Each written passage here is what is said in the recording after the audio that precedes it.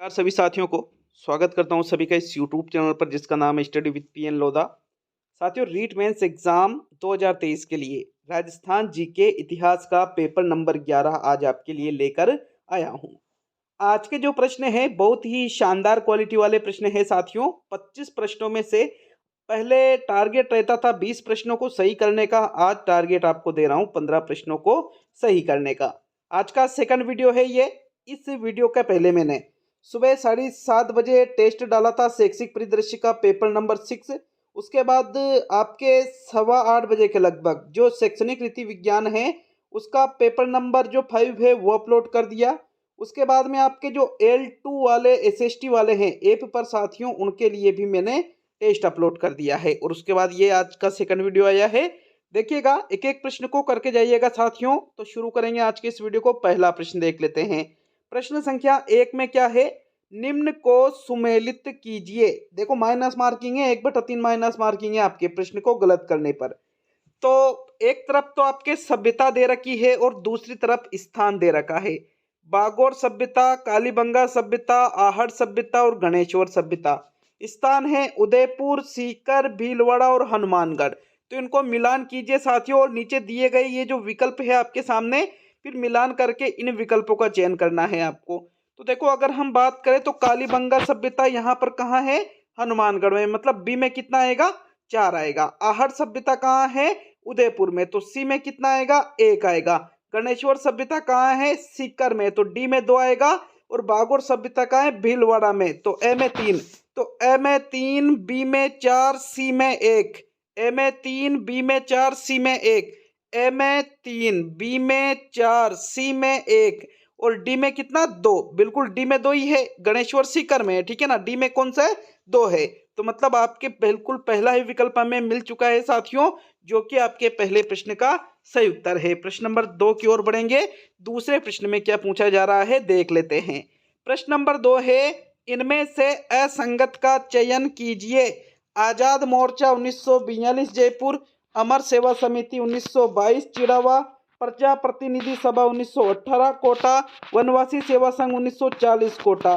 तो इनमें से जो आपको असंगत मतलब गलत लग रहा है उसका चयन करना है साथियों प्रश्न संख्या 2 में। और आंसर देके दूसरे प्रश्न का, तो कौन सा विकल्प आपको यहाँ पर सही लग रहा है। देखो, प्रश्न बिल्कुल समझ में नहीं आ रहा है तो उस प्रश्न को आप अनअटेम्प्ट भी कर सकते हो।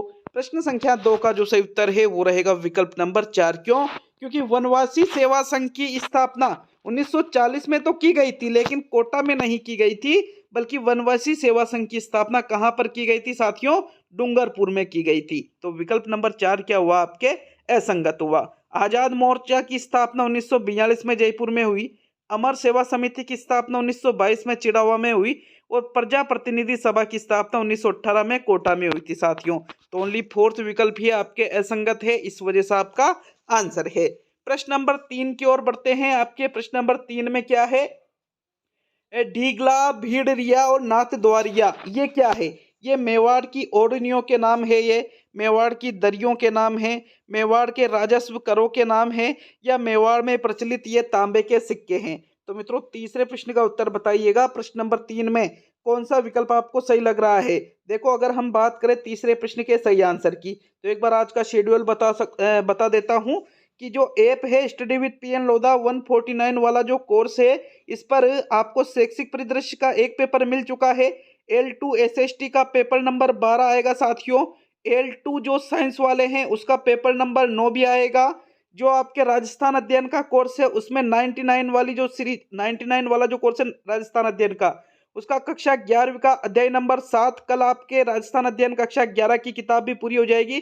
फिर एक ही किताब बचेगी कक्षा 12वीं की। इसके अलावा जो 149 रुपये वाला कोर्स है, सबसे अंत में L1 के लिए जो SST सब्जेक्ट के टेस्ट, भाई L1 के हिंदी पूरी हो चुकी है, L2 के हिंदी लगभग 1-2 टॉपिक बच रहे हैं, और L1 के जो SST है इसकी शुरुआत की जा चुकी है। अभी तक 2 टेस्ट SST लेवल 1 वालों के लिए डाल दिए मैंने, अलग से फोल्डर बना दिया है। अब जैसे SST पूरी होगी, 5-7 दिन में SST पूरी हो जाएगी, फिर आपके साइंस भी चलाई जाएगी L1 स्पेशल, ठीक है ना। बाकी L2 SST चल रही है, L2 साइंस चल रही है, L2 हिंदी पूरी हो चुकी है। तो आज का ये शेड्यूल रहेगा ए पेपर। देखो प्रश्न नंबर 3 का आंसर देख लेते हैं। जो डीगला, भीड़रिया और नाथ द्वारिया है, ये सभी मेवाड़ में प्रचलित तांबे के सिक्के हैं साथियों। क्या है ये? मेवाड़ में प्रचलित तांबे के सिक्के। तो फोर्थ विकल्प आपके तीसरे प्रश्न का सही आंसर है। प्रश्न नंबर 4 की ओर बढ़ेंगे। देखिएगा प्रश्न नंबर 4 को, निम्न में से किस समाचार पत्र का संबंध विजय सिंह पथिक से नहीं रहा? नवीन राजस्थान, तरुण राजस्थान, देश हितैषी और इनमें से कोई भी नहीं। तो देखो मैंने आपको बोल रखा है कि कोई नहीं वाला विकल्प आपका आंसर नहीं होता है। जिस समाचार पत्र का संबंध विजय सिंह पथिक से नहीं रहा है वो इनमें से कौन सा समाचार पत्र है साथियों? तो प्रश्न संख्या 3 का सही आंसर बताइएगा। कौन सा विकल्प आपके सही है? विकल्प नंबर 3 सही है। देश हितैषी जो समाचार पत्र है इसका संबंध विजय सिंह पथिक से नहीं है, नवीन राजस्थान और तरुण राजस्थान का तो है। अगर हम देश हितैषी की बात करें तो देश हितैषी समाचार पत्र की जो स्थापना है 1882 ईस्वी में मुंशी मुन्नालाल शर्मा के द्वारा की गई थी साथियों। तो अतः चौथे प्रश्न का कौन सा विकल्प सही रहेगा आपके? जो विकल्प नंबर 3 है वो चौथे प्रश्न का सही आंसर है। प्रश्न नंबर 5 की ओर बढ़ेंगे साथियों। पांचवा प्रश्न देख लेते हैं। प्रश्न नंबर 5 में क्या है? देखिएगा प्रश्न नंबर 5 को, इतिहास की लिखित सामग्री को सुरक्षित रखने के उद्देश्य से 1955 ईस्वी में राजस्थान अभिलेखागार की स्थापना कहाँ की गई? जयपुर में, जोधपुर में, अजमेर में और बीकानेर में। पांचवें प्रश्न में उत्तर बताओ भाई। देखो कि भाई इतिहास की जो लिखित सामग्री है ये किसी रहे सुरक्षित रहे, ठीक है ना। इसके उद्देश्य से साथियों राजस्थान अभिलेखागार की स्थापना की गई थी 1955 में। अब बात यह है कि ये कहाँ की गई थी? मोस्ट इंपोर्टेंट क्वेश्चन है एग्जाम के लिए। तो ये की गई थी बीकानेर में। कहाँ पर की गई थी साथियों? बीकानेर में। फोर्थ विकल्प आपके प्रश्न 5 का सही उत्तर है साथियों। प्रश्न नंबर 6 की ओर बढ़ेंगे। देखिएगा छठे प्रश्न को, अंग्रेजों से संधि करने वाला प्रथम राज्य था करौली, कोटा, जोधपुर और जयपुर। तो इनमें से जिस राज्य के द्वारा अंग्रेजों से संधि की गई थी सबसे पहले की बात की जा रही है साथियों। दिए गए विकल्पों में से किसने सबसे पहले अंग्रेजों से संधि की थी? तो साथियों जो करौली राज्य, कौन सा राज्य? करौली राज्य के द्वारा ही अंग्रेजों से सबसे पहले संधि की गई थी। विकल्प नंबर 1 जो है छठे प्रश्न का बिल्कुल सही उत्तर है। कब की थी साथियों इन्होंने करौली राज्य ने संधि? 15 नवंबर 1817 ईस्वी को। इसके बाद में आपके कोटा राज्य ने इसके नवंबर मतलब दिसंबर 1817 में ही अंग्रेजों से सहायक संधि कर ली थी। लेकिन सबसे पहले किसने की थी? करौली ने की थी भाई। विकल्प 1 छठे प्रश्न का सही आंसर है। प्रश्न नंबर 7 की ओर बढ़ेंगे मित्रों। सातवां प्रश्न है, किस गुर्जर प्रतिहार नरेश ने त्रिकोणात्मक संघर्ष की शुरुआत की थी? नागभट्ट प्रथम ने, मिहिर भोज ने, वत्सराज ने और महेंद्रपाल ने। तो जिस गुर्जर प्रतिहार नरेश के द्वारा त्रिकोणात्मक संघर्ष की शुरुआत की गई थी उस शासक का नाम आपको प्रश्न नंबर 7 में बताना है साथियों। 7वें प्रश्न का सही आंसर देख लेते हैं। तो कौन सा विकल्प सही रहेगा? विकल्प नंबर 3 वत्सराज के द्वारा ही। किसके द्वारा?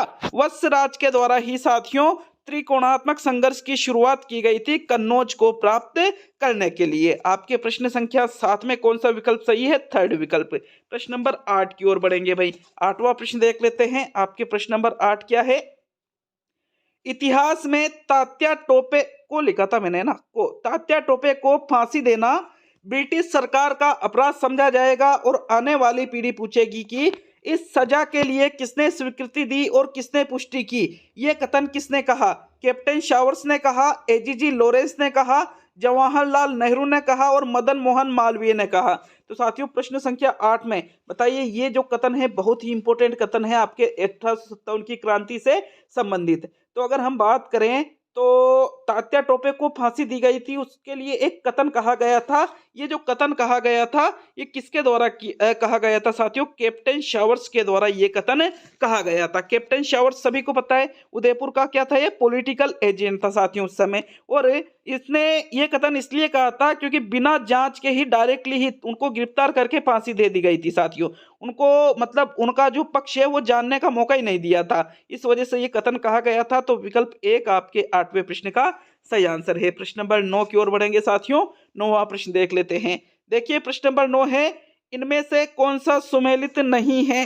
हकत बकत जोती जाने वाली भूमि, बीड़ भूमि नदी नालों के पास वाली भूमि, पीवल भूमि तालाबों को द्वारा सिंचित भूमि और चाही भूमि पानी से भरी भूमि। तो इनमें से जो आपको सुमेलित नहीं लग रहा है उसका चयन प्रश्न संख्या 9 में करना है। और मित्रों 9वें प्रश्न का आंसर देख लेते हैं। देखिएगा जो सुमेलित नहीं है हकत बकत का मतलब होता है जोती जाने वाली भूमि। बीड़ भूमि का मतलब होता है नदी नालों के पास वाली भूमि। पीवल भूमि का मतलब होता है तालाबों या कुओं द्वारा सिंचित भूमि। और चाही भूमि, पानी से भरी भूमि को चाही भूमि नहीं कहा जाता है, बल्कि पानी से भरी भूमि को तो गलतहांस के नाम से जाना जाता है। किस नाम से? गलतहांस के नाम से। तो विकल्प नंबर कौन सा सही हुआ 9वें प्रश्न में? फोर्थ विकल्प सही हुआ साथियों। प्रश्न नंबर 10 की ओर बढ़ेंगे, देखिएगा 10वें प्रश्न को।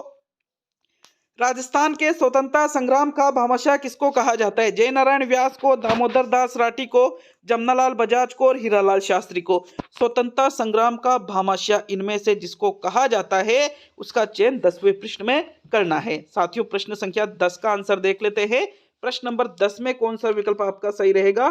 तो देखिएगा आंसर रहेगा प्रश्न संख्या 10 में विकल्प नंबर 2। दामोदर दास राठी को ही राजस्थान के स्वतंत्रता संग्राम का भामाशाह कहा जाता है। भाई किसको? दामोदर दास राठी को। विकल्प 2 जो है आपके प्रश्न 10 का सही उत्तर है साथियों। प्रश्न नंबर 11 की ओर बढ़ेंगे, देखते हैं आपके प्रश्न नंबर 11 को। आपके प्रश्न नंबर 11, उदय सिंह द्वारा जगमाल को राजा बनाए जाने के विरोध में सलुम्बर के कौन से सामंत ने महाराणा प्रताप को राज तिलक किया? रतन सिंह चुंडावत ने, राम सिंह चुंडावत ने, कृष्णदास चुंडावत ने और जय सिंह चुंडावत ने। तो साथियों प्रश्न संख्या 11 में जब उदय सिंह ने महाराणा प्रताप के बजाय किसको शासक बना दिया था साथियों? जो जगमाल था, ठीक है ना, जो जगमाल था इसको शासक बना दिया। अब सलुम्बर के उस सामंत का नाम बताना है। इन्होंने विरोध किया कि नहीं भाई, जो शासक है वो तो महाराणा प्रताप बनना चाहिए, लेकिन बना किसका दिया था? जगमाल को। तो महाराणा प्रताप को जो राज तिलक किया था साथियों उस सामंत का नाम है कृष्णदास चुंडावत। किसके द्वारा महाराणा प्रताप का राज तिलक किया गया था? कृष्णदास चुंडावत के द्वारा। थर्ड विकल्प सही है। देखो अगर हम बात करें तो ये सलुम्बर का जो सामंत था कृष्णदास चुंडावत, सलुम्बर मेवाड़ का प्रथम श्रेणी ठिकाना था भाई उस समय, मेवाड़ का प्रथम श्रेणी ठिकाना। और इनको अधिकार था, ठीक है ना, इन सामंतों को अधिकार था, सलुम्बर के सामंतों को, कि भाई वो राज तिलक करेगा जो मेवाड़ का जो राणा बनेगा, राजा बनेगा उसका। विकल्प 3 आपके 11वें प्रश्न में सही है साथियों। प्रश्न नंबर 12 की ओर बढ़ेंगे। 12वां प्रश्न देख लेते हैं। अच्छा, कुछ स्टूडेंट का सवाल जो मैंने पिछले वीडियो में बोला था कि अगर हम अब भी टेस्ट सीरीज ज्वाइन करते हैं, बिल्कुल एग्जाम तक ये टेस्ट सीरीज चलती रहेगी। 175 के आसपास जो टेस्ट हो चुके हैं तो वो सभी टेस्ट आपको प्राप्त हो जाएंगे साथियों, कोई दिक्कत की बात नहीं। आपने अब भी टेस्ट सीरीज ज्वाइन की है 149 वाली, तो भी आपको ये सभी जो टेस्ट है 175 और आपके 5 जनवरी के बाद में जिनकी डिमांड है ना विशेष रूप से कि मेगा टेस्ट आने चाहिए, 5 जनवरी के बाद में आपके फुल मेगा टेस्ट आएंगे। आप इसकी टेंशन मत लो, लेकिन मुझे 5 जनवरी तक का टाइम दे दो ताकि मैं टॉपिक वाइज जो टेस्ट है वो ऐप पर सिलेबस के अनुसार पूरे करा सकूं भाई, ठीक है। तो 12वां प्रश्न देख लेते हैं। राजस्थान के लौह पुरुष माने जाते हैं। अच्छा, मैंने ऐप डाउनलोड का लिंक कमेंट बॉक्स में भी दिया है, और ऐप को डाउनलोड नहीं कर रखा है तो आप प्ले स्टोर पे जाकर भी ऐप को डाउनलोड कर सकते हो। जयनारायण व्यास पहला विकल्प है, दामोदर लाल व्यास दूसरा, पंडित हीरालाल शास्त्री और जमनालाल बजाज। इनमें से राजस्थान के लौह पुरुष किसको माना जाता है? प्रश्न नंबर 12 का सही उत्तर बताइए साथियों। 12वें प्रश्न का आंसर देखें तो राजस्थान के लौह पुरुष दामोदर लाल व्यास को माना जाता है। किसको माना जाता है? दामोदर लाल व्यास को माना जाता है। सेकंड विकल्प 12वें प्रश्न का सही आंसर है मित्रों। प्रश्न नंबर 13 की ओर बढ़ते हैं, देखते हैं आपके प्रश्न नंबर 13 को। मेवाड़ व आमेर के मध्य हुआ समझौता जिसके तहत मेवाड़ व आमेर के मध्य विवाह संबंध स्थापित हुआ था, तो उसको अवल बावल संधि कहा जाता है, इसको देबारी समझौता कहा जाता है, इसको मेवाड़ की संधि कहा जाता है और इसको मैत्री समझौता कहा जाता है। मेवाड़ और आमेर की मतलब यहाँ पर जो मेवाड़ के शासक है और जो आमेर मतलब जयपुर, ठीक है ना, इनके मध्य एक समझौता हुआ था जिसके तहत मेवाड़ और आमेर के मध्य विवाह संबंध स्थापित हुआ था साथियों। तो ये जो समझौता था उस समझौता का नाम आपको प्रश्न 13 में बताना है। 13वें प्रश्न में आंसर देख लेते हैं। तो ये समझौता हुआ था देबारी समझौता। किस नाम से जाना जाता है? देबारी समझौते के नाम से इसको जाना जाता है। और ये जो समझौता है ये महाराणा अमर सिंह और आमेर के जो शासक थे जय सिंह, इन दोनों के बीच में हुआ था। कौन सा समझौता? देबारी समझौता साथियों। नेक्स्ट क्वेश्चन को देखते हैं, आपके 14वां प्रश्न। शेखावटी की किस महिला ने किसान आंदोलन का नेतृत्व किया था? दिए गए विकल्पों में से किशोरी देवी ने किया था, अंजना देवी चौधरी ने किया था, नगेंदु बाला ने किया था और नारायणी देवी वर्मा ने किया था। तो शेखावटी की जिस महिला ने किसान आंदोलन का नेतृत्व किया था उस महिला का नाम आपको प्रश्न 14 में बताना है मित्रों। 14वें प्रश्न का आंसर देखें तो किशोरी देवी के द्वारा ही किसान आंदोलन का नेतृत्व किया गया था। कहाँ की थी? शेखावटी, ठीक है। विकल्प 1 आपके 14वें प्रश्न का आंसर है साथियों। प्रश्न नंबर 15 की ओर बढ़ेंगे। आपके प्रश्न 15 क्या है? राजपूताना के राठौड़ राजवंश की पहली राजधानी थी जोधपुर, मंडोर, आमेर और बीकानेर। देखो भाई, अब पहली राजधानी अलग थी, आप यूं मत कहना। आपको फिर दिए गए विकल्पों के अनुसार जो इनमें से सबसे पहले आई थी, ठीक है ना, इस इनमें से सबसे पहले जिसको राजधानी बनाई थी वो देखना है फिर आपको। तो दिए गए विकल्पों के अनुसार 15वें प्रश्न का उत्तर बताइए, कौन सा विकल्प आपको प्रश्न 15 में सही लग रहा है। राजपूताना के राठौड़ राजवंश की जो पहली राजधानी थी, उस राजधानी का नाम आपको बताना है। और साथियों, वो राजधानी कौन सी थी? मंडोर थी, दिए गए विकल्पों में। अगर हम राठौड़ वंश राजवंश की राजधानियों की बात करें तो इनमें इनका जो सबसे पहले इन्होंने पाली को राजधानी बनाया था, फिर खेड़ को, फिर मंडोर को और फिर जोधपुर को। अब यहाँ पाली और खेड़ तो विकल्प में है ही नहीं, इसी वजह से हमने कौन से विकल्प को सही किया साथियों? मंडोर को सही किया। तो सेकंड विकल्प आपके प्रश्न 15 का सही आंसर है। प्रश्न नंबर 16 की ओर बढ़ेंगे। देखते हैं प्रश्न 16 को। मेवाड़ पुकार 21 सूत्री मांग पत्र का संबंध किससे था? मोतीलाल तेजावत से, माणिकलाल वर्मा से, विजय सिंह पथिक से और साधु सीताराम दास से। तो मेवाड़ पुकार 21 सूत्री मांग पत्र की बात की जा रही है साथियों। इसका संबंध किससे था? आपके मोतीलाल तेजावत से था। विकल्प नंबर जो 1 है, मेवाड़ पुकार 21 सूत्री मांग पत्र तैयार किया था कि भाई ये हमारी मांगे हैं, इनको पूरा किया जाए। विकल्प नंबर 1 सही है। किसने तैयार किया था? ये मोतीलाल तेजावत ने तैयार किया था साथियों। 16वें में प्रथम विकल्प सही है। प्रश्न नंबर 17 की ओर बढ़ते हैं। देखते हैं आपके प्रश्न नंबर 17 को। राजस्थान के अंतिम ख्यात है नयनसिरी ख्यात, अचलदास खींचीरी वचनिका, बीकानेर राठौड़ारी ख्यात और मारवाड़ राठौड़ारी ख्यात। तो जो राजस्थान के अंतिम ख्यात है उसका चयन आपको प्रश्न नंबर 17 में करना है। मित्रों, 17वें प्रश्न का आंसर देख लेते हैं। जो बीकानेर राठौड़ारी ख्यात है, इसको राजस्थान की अंतिम ख्यात माना जाता है और इस ख्यात का जो लेखन है रतन सिंह के दरबारी थे दयाल दास। कौन? दयाल दास। बिल्कुल, दयाल दास के द्वारा ही बीकानेर राठौड़ारी जो ख्यात है इसका लेखन किया गया था। तो विकल्प कौन सा सही हुआ 17वें प्रश्न में? जो तीसरा विकल्प है आपके प्रश्न नंबर 17 का बिल्कुल सही आंसर है साथियों। बिल्कुल ईमानदारी से कमेंट करके जाना 25 प्रश्नों को सही करने के बाद में कि कितने प्रश्न 15 प्लस हो रहे हैं तो अच्छी बात है, 20 प्लस हो रहे हैं तो बहुत ही बेस्ट बात है साथियों। 15 प्लस तो होना ही चाहिए, लेकिन है ना, कम से कम 15 तो होना ही चाहिए, तभी तो मजा आएगा साथियों। प्रश्न 18 को देख लेते हैं। आपके प्रश्न 18 क्या है? धौलपुर प्रजामंडल की स्थापना किसने की? कृष्णदत्त पालीवाल ने की, मास्टर आदित्येंद्र ने की, त्रिलोकचंद्र माथुर ने की और अमृतलाल पायक ने की। तो इनमें से जिसके द्वारा धौलपुर प्रजामंडल की स्थापना की गई उनका नाम आपको प्रश्न नंबर 18 में बताना है। 18वें प्रश्न का आंसर देख लेते हैं मित्रों, कौन सा विकल्प सही रहेगा? इनमें से कृष्णदत्त पालीवाल के द्वारा। किसके द्वारा? कृष्णदत्त पालीवाल के द्वारा ही धौलपुर प्रजामंडल की स्थापना की गई थी। विकल्प 1 आपके प्रश्न नंबर 18 का सही आंसर है साथियों।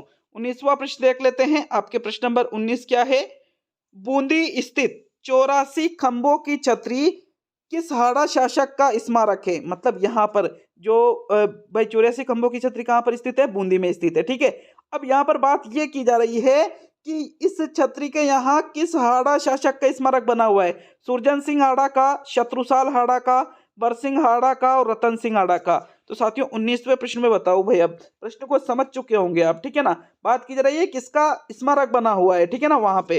तो 19वें प्रश्न का उत्तर देख लेते हैं। अगर हम बात करें बूंदी में जो 84 खंभों की छतरी है, बिल्कुल यहाँ जो आपके कौन सा हाड़ा साथियों? आपके अगर हम बात करें तो शत्रुसाल हाड़ा। कौन सा हाड़ा? शत्रुसाल हाड़ा का जो है वो स्मारक यहाँ बना हुआ है। अगर शत्रुसाल हाड़ा की हम बात करें तो 1658 ईस्वी में सामूगढ़ का एक युद्ध हुआ था।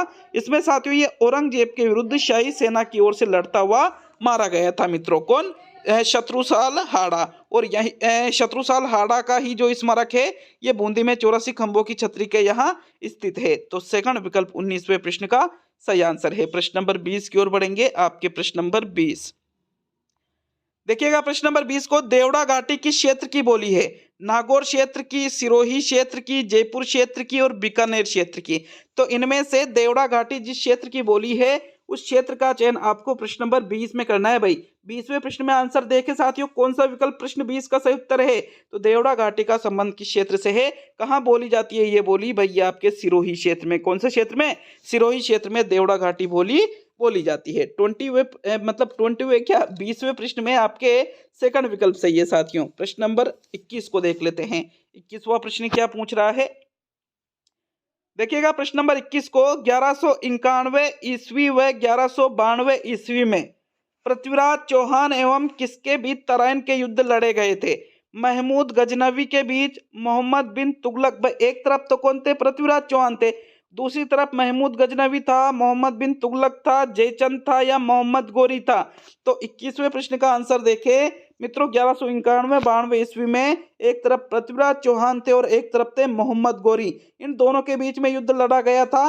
जो 1191 ईस्वी में तराइन का जो प्रथम युद्ध हुआ था, इसमें पृथ्वीराज चौहान के द्वारा मोहम्मद गोरी को पराजित कर दिया गया था साथियों। लेकिन जब वापस 1192 ईस्वी में तराइन का द्वितीय युद्ध हुआ तो इसमें पृथ्वीराज चौहान की हार हुई, मोहम्मद गोरी की विजय हुई। और यहीं से माना जाता है कि जो मुगल थे उनका प्रभाव भारत पे यहीं से पड़ा था साथियों। मतलब संपूर्ण भारत को इन्होंने अपने अधीन कर लिया था, इसके बाद में शुरुआत हुई थी ये। ठीक है, तो विकल्प कौन सा सही होगा आपके 21 में?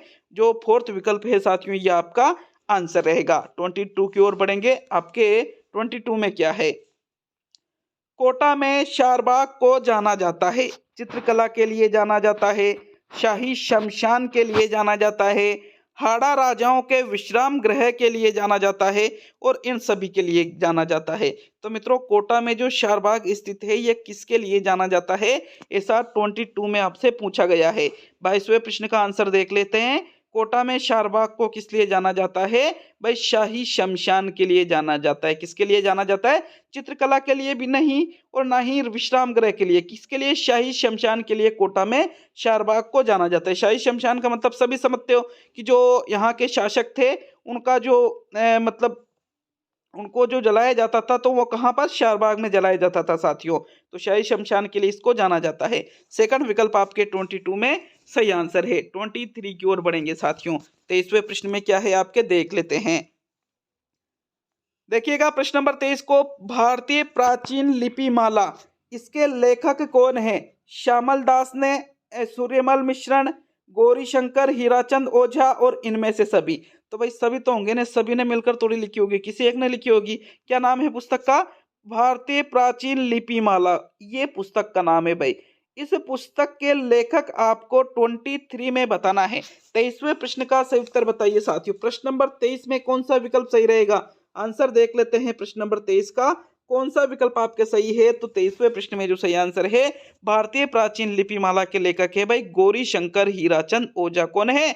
गौरीशंकर हीराचंद ओझा के द्वारा इस पुस्तक का लेखन किया गया है। जो थर्ड विकल्प है आपके 23 का सही आंसर होगा साथियों। सेकंड लास्ट प्रश्न की ओर बढ़ते हैं। बिल्कुल 24वां प्रश्न क्या है आपके, जालोर विजय से पूर्व किस किले को जीतना जरूरी था जिसे जालोर की चाबी भी कहा जाता था? झाइन दुर्ग, सांचौर दुर्ग, सिवाना दुर्ग और नाडोल दुर्ग। तो थोड़ा समझ करके उत्तर देना 24 का। अगर हम बात करें, जालोर को जीतने से पहले एक किले को जीतना जरूरी था जिसको क्या कहा जाता था? जालोर की चाबी भी कहा जाता था साथियों। और उस दुर्ग का नाम है सिवाना दुर्ग। अब देखो सिवाना कहाँ पर पड़ता है? बाड़मेर में पड़ता है। कहाँ? बाड़मेर में। तो बाड़मेर, सिवाना को पहले जीतो, जालोर की चाबी जीत ली और फिर आप जालोर को जीत सकते थे, ऐसा कहा जाता था। विकल्प नंबर 3 जो है 24 का सही आंसर है साथियों। अंतिम और 25वां प्रश्न देखेंगे। अच्छा लगे वीडियो लाइक शेयर करके जाइए, चैनल पर नए हो तो सब्सक्राइब करके जाना और बेल आइकन ऑन कर लेना, प्रत्येक वीडियो का नोटिफिकेशन आप तक रेगुलर पहुंचता रहेगा साथियों। अंतिम और 25वां प्रश्न देखेंगे। ऐप डाउनलोड नहीं कर रखा है तो 8000 से अधिक जो स्टूडेंट है इन्होंने ऐप को डाउनलोड कर रखा है। ऐप डाउनलोड करके कोर्स को ज्वाइन जरूर करें साथियों। बेस्ट चीज आपको मिल जाएगी 149 में मात्र। जैसलमेर का जब पहला साका हुआ तो जैसलमेर का शासक कौन था? मूलराज, लूणकरण, रावल, दूधा और त्रिलोकसी। तो इनमें से जब जैसलमेर का पहला साका हुआ उस समय की बात की जा रही है, कौन था वहां का शासक साथियों? 25वें प्रश्न में उत्तर बताओ भाई। प्रश्न नंबर 25 और आज के अंतिम प्रश्न में जो उत्तर है, जब जैसलमेर का पहला साका हुआ था साथियों तो यहाँ का जो शासक था वो था मूलराज। कौन था? मूलराज था। विकल्प नंबर 1 आपके 25वें प्रश्न का सही उत्तर है भाई। तो ये कंप्लीट होता है आपके इतिहास का गोल्डन पेपर नंबर जो 11 है वो। अब कैसा लगा बिल्कुल ईमानदारी से कमेंट करके बताना। मिलते हैं नेक्स्ट वीडियो में। बहुत बहुत धन्यवाद साथियों सभी को वीडियो को पूरा देखने के लिए और इतना सारा प्यार देने के लिए।